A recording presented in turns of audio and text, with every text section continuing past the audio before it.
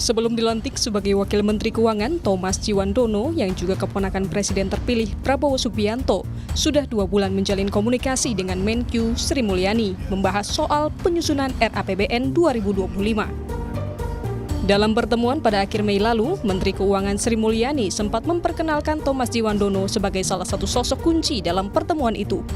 Bahwa Kementerian Keuangan sebagai suatu institusi memang memiliki tugas hari ini yang sangat penting, yaitu menyiapkan RAPBN 2025 yang merupakan instrumen sangat penting bagi pemerintahan, termasuk pemerintahan baru di bawah Presiden terpilih Bapak Prabowo dan Wakil Presiden Gibran akan menjalankan program-programnya. Aku manggilnya Mas sih sebetulnya, tapi kayaknya Pak terlalu tua. Mas Tommy Djiwandono, untuk yang belum kenal, sebagian mungkin sudah kenal beliau.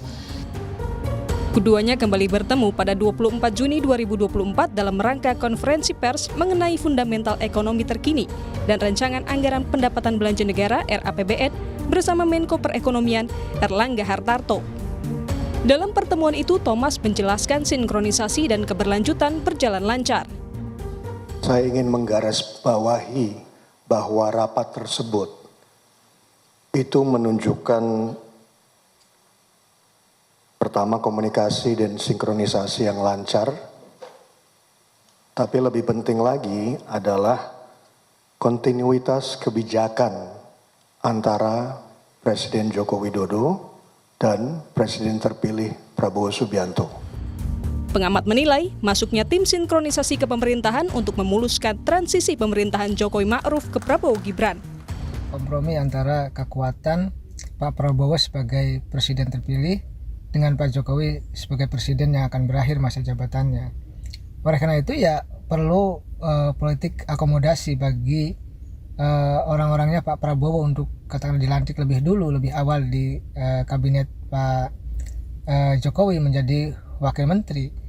Jadi ya apa bergainingnya, komprominya, ya tentu ya pemerintahan nanti berjalan dengan mulus, berjalan dengan baik, berjalan dengan aman, sehingga nanti pun ketika Pak Jokowi misalkan punya keinginan, punya titipan gitu kepada pemerintahan Prabowo yang baru, ya bisa saja diakomodir oleh Pak Prabowo. Masuknya Thomas Djiwandono ke Kabinet Indonesia Maju diperkirakan akan memuluskan proses transisi pemerintahan dan menyelaraskan APBN yang sedang berjalan dengan program pemerintahan mendatang. Tim Liputan, Kompas TV. Masuknya orang-orang Prabowo ke dalam Kabinet Jokowi Ma'ruf disebut-sebut akan memuluskan transisi pemerintahan. Selengkapnya, saudara, kita akan bahas bersama Direktur Eksekutif Parameter Politik Indonesia, Adi Prayitno. Selamat sore, Mas Adi. Selamat sore, Baim. Baik, Mas Adi, apakah ini bisa dibilang sebuah kompromi antara Jokowi dan Prabowo demi kepentingan keduanya? Saya tidak terlampau melihat ke arah itu ya, bahwa Jokowi dan Prabowo akan berkompromi soal postur kabinet dan mensinkronisasi kebutuhan politiknya di masa yang akan datang.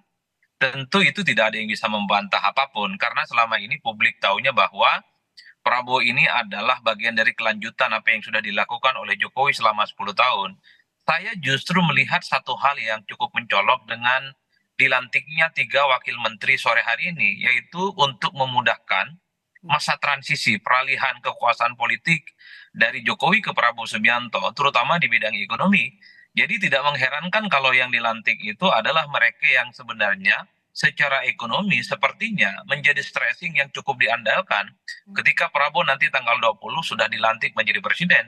Misalnya soal Thomas Djiwandono, ya kita tahu adalah sebagai sosok yang cukup ahli di bidang ekonomi, terutama ekonomi di bidang marketing, market ya khususnya, bagaimana membaca postur anggaran APBN kita ke depan disesuaikan dengan program-program strategis yang akan diwujudkan oleh Prabowo seperti makan gizi gratis, susu gratis, dan seterusnya. Begitupun dengan Pak Sudaryono yang kita tahu secara portofolio politik memang sepertinya sengaja disiapkan untuk menjadi wakil menteri di bidang pertanian ya, karena memang Sudaryono itu dianggap sebagai anak petani dari gerobokan dan saat ini juga adalah bagian dari pengurus HKTI. Jadi stressing ekonomi ini sepertinya akan menjadi gaya dan di mana ke depan ketika Prabowo sudah dilantik, ini sudah mulai ada transisi yang kemudian mudah sudah bisa dilakukan, sehingga Prabowo dan Gibran itu langsung gaspol, bisa mewujudkan dan merealisasikan semua kepentingan-kepentingan politiknya. Mas Adi, apakah ini hanya sebatas transisi atau ada isyarat nih Jokowi juga berharap ada di pemerintahan Prabowo Gibran nantinya? Kalau saya membaca memang ini sebenarnya untuk mensinkronisasikan, untuk memudahkan dan mengkombinasikan bagaimana semua hal yang sudah dilakukan oleh Jokowi itu akan dilanjutkan secara total 100% oleh Prabowo dan Gibran. Saya mengistilahkan sebenarnya wakil menteri yang sore ini itu dilantik seperti orang magang atau sedang di ospek sebenarnya untuk membaca bagaimana kebutuhan-kebutuhan di sektor ekonomi khususnya itu dipersiapkan secara matang. Makanya ketika muncul nama Pak Juliot Tanjung ya, adalah sosok karir di bidang BKPM, itu tentu tujuan ke depan. Ketika Prabowo dilantik, bagaimana sektor investasi itu bisa digenjot sehingga investor datang ke Indonesia dan tidak lari ke tetangga sebelah. Jadi ada stressing ekonomi seperti ini yang akan Tapi ini diprioritaskan. tinggal hitungan bulan loh Mas Adi, apakah efektif? Karena ini yang dua yang masuk ini lingkar dekat Prabowo juga nih. Apa yang Anda baca soal ini? Saya kira dua hal sekaligus. Memang kita tidak bisa menutup mata bahwa ini memang bagian dari sharing power dan akomodasi politik ya. Dari orang-orang yang selama ini dianggap cukup dekat dengan Prabowo Subianto. Maka nama Pak Sudaryono, Mas Thomas gitu ya. Adalah sosok yang cukup lekat bagaimana kemudian diakomodasi dalam sisa 3 bulan pemerintahan Jokowi. Tapi yang secara prinsip saya lihat justru ini memang untuk memudahkan transisi. Jadi orang-orang terdekat Prabowo ini bisa memastikan segala hal secara rinci terkait di bidang ekonomi itu bisa tuntas dan dipelajari. Sehingga ketika dilantik tanggal 20 Oktober, Prabowo dalam bidang ekonomi sudah siap bagaimana melakukan pencapaian-pencapaian strategis. Oke Mas Adi, kalau dari Prabowo ini memudahkan transisi, tapi keuntungan bagi Jokowi apa ini? Apa nanti yang diharapkan? Ya, Pak Jokowi sebenarnya ingin memastikan bahwa orang-orangnya Prabowo adalah orang-orangnya Jokowi. Jokowi ingin juga menegaskan bahwa orang-orang Prabowo yang saat ini dilantik juga bagian dari upaya penting sebenarnya ada peran Jokowi yang secara signifikan bisa dilihat dari situ. Kalau kita mendengar pembicaraan-pembicaraan di kalangan media sebenarnya Thomas ataupun Sudaryono, ini kan memang sejak lama dikaitkan soal kemungkinan masuk dalam kabinet. Tapi kabinetnya Prabowo dan Gibran bukan di saat Jokowi masih melantik atau sedang jadi presiden.